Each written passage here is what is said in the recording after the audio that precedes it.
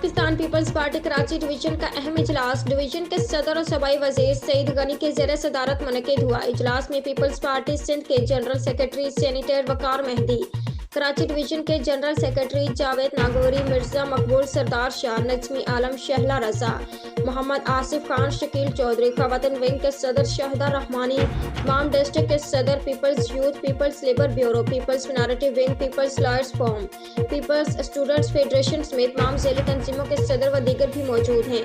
इजलास में 15 जनवरी को कराची में होने वाले बल्दियाती इंतखाबात के हवाले से तफसीली तबादला ख्याल किया गया। 15 जनवरी को बल्दियाती इंतखाबात कराची और हैदराबाद में हर सूरत होंगे।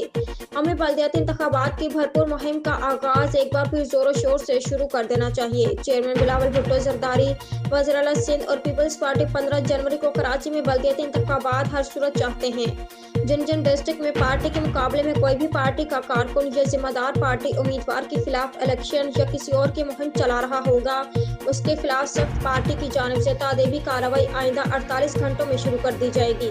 पीपल्स पार्टी ने कराची के तमाम यूनियन काउंसलर्स और वार्ड्स की सतह पर अपने चेयरमैन, वाइस चेयरमैन और काउंसलर्स के उम्मीदवार खड़े किए हैं। वकार मेहदी, पीपल्स पार्टी शहर और सूबे की वाहिद सियासी जमात है जिसने बिला किसी सियासी, मजहबी और लासानी तकसीम के इस शहर में तरक्याती कामों का जाल बिछाया है। आज अगर हम ये कहते हैं कि कराची सबका है तो इसका सबब यही है कि हम इस शहर को मुकम्मल ओन करते हैं।